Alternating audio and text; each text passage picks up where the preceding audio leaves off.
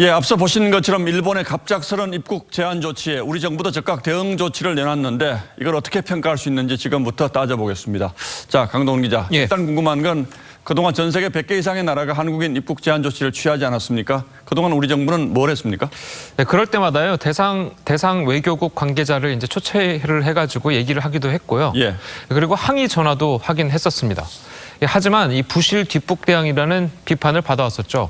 사전 예고도 없이 한국인 입국을 금지해서 우리 국민들이 사실상 감금당하는 일도 있었고요. 여객기가 향하고 있는 와중에 입국 금지가 돼서 이 비행기가 회항하는 일도 있었습니다.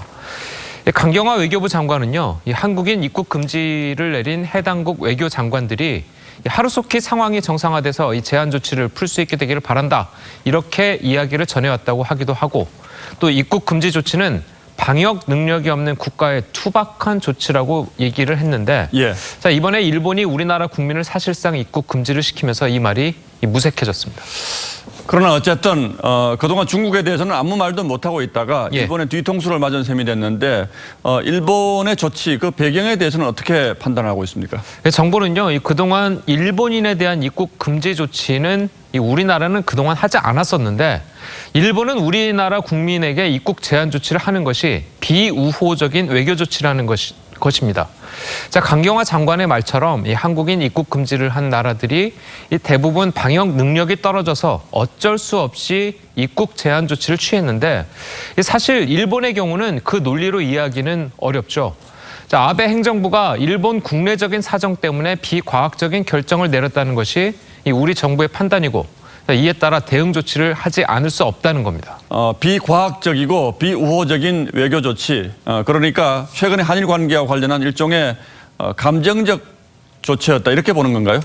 그렇다고 볼 수도 있겠습니다.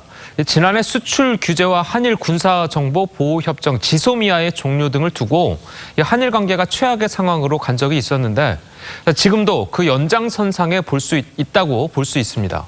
자, 아베 총리 역시 떨어진 인기를 회복하기 위해서 우리나라를 타겟으로 삼고 있는 듯한 측면이 분명히 있어 보이고요.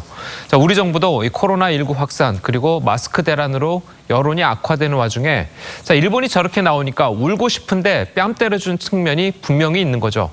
자, 물론 이 상호주의에 입각해서 우리 정부가 대응한 걸 두고 이 과도한 정치적 해석은 경계해야 합니다만 그 반대의 경우, 즉 우리 정부가 이 문제를 정치적으로 접근하는 건 역시 매우 위험하다고 할 수가 있겠습니다. 예, 같은 맥락에서 우리 정부가 중국에 대해서는 지나치게 할 말을 못하고 있다. 이 점도 분명히 지적할 수는 있지 않습니까? 예, 맞습니다. 이 중국의 이 타이완성을 제외하고는 현재 총 26개 성시 가운데 이 절반을 넘은 14개가 한국인 입국을 제한하고 있는데 자, 이런 과도한 조치에도 우리 정부는 중앙정부가 아니라 지방정부 차원에서 이루어지는 조치이기 때문에 맞대응하는 것은 부적절하다.